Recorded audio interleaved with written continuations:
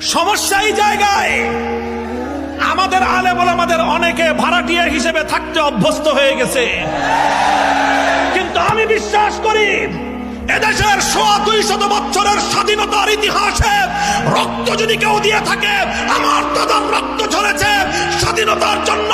রক্ত দিয়ে থাকলে আমার পূর্বপুরুষরা রক্ত দিয়েছে।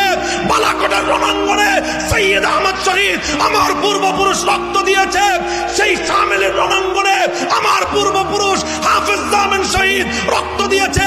সিপাহী বিদ্রোহে আমার পূর্বপুরুষ রক্ত দিয়েছে।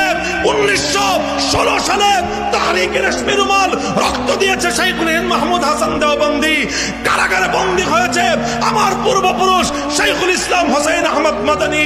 1952-তে ভাষা আন্দোলনে রক্ত দিয়েছে তামাদ্দুন মজলিসের লোকজন।